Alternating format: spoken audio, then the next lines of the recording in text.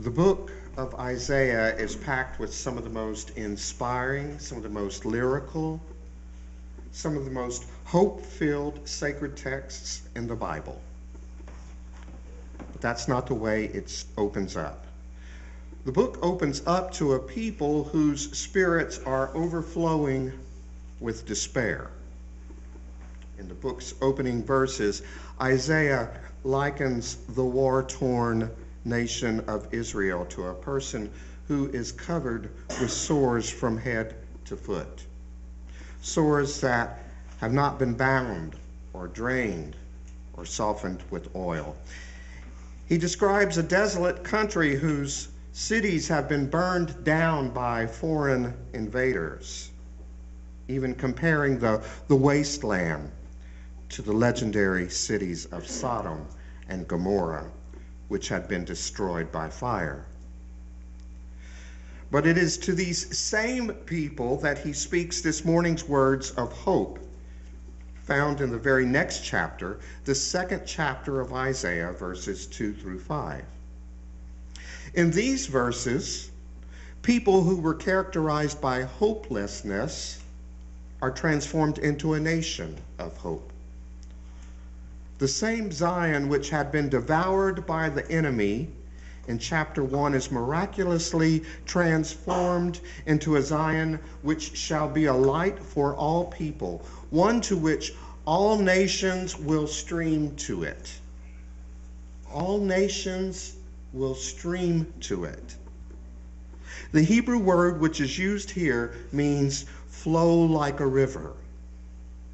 But it has another meaning which is just as appropriate.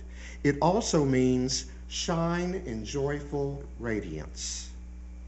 This city of Zion will be transformed into one that draws people like a river which flows to the ocean, and those people will be transformed into a people who shine in joyful radiance.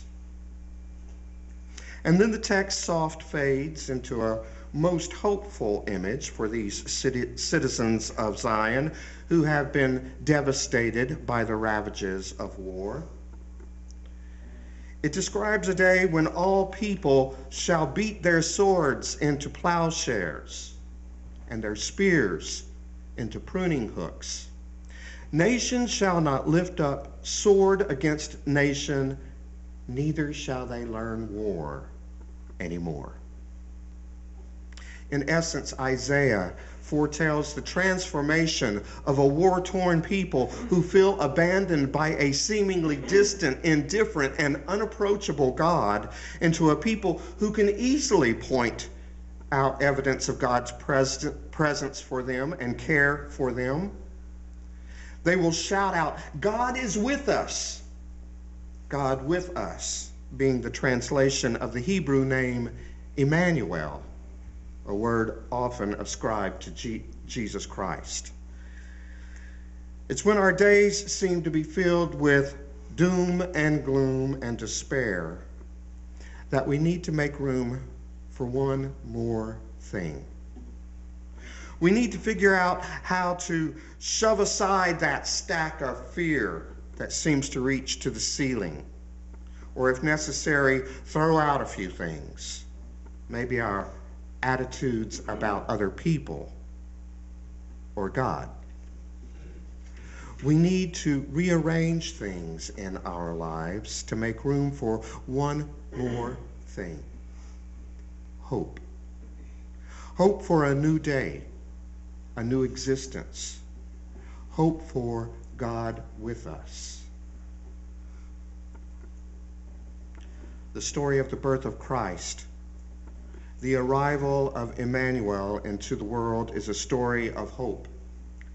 It's a story of people who were impoverished by a ruling government, a people who were oppressed by their own religion. Christ was born to a people who were without hope, transforming them and you and me into a people who shine in joyful radiance. Hope is an amazing thing. People can survive on hope when everything else has been taken away. This Wednesday, World AIDS Day, will be a display of the hope that has kept people gathering each year for 22 years to renew their commitment to the prevention and treatment of AIDS. Michael Joseph Brown, who works with the AIDS Survival Project in Atlanta, points out, it would be easy to become cynical about the slow rate of progress in our world, especially when it comes to pandemics like HIV/AIDS. Millions around the world are affected by this devastating disease, and even in the United States, the spread of HIV/AIDS among marginalized communities is relentless. I remain hopeful, however, because just when I think we have reached the end of our rope, God raises up allies and additional resources from unexpected places.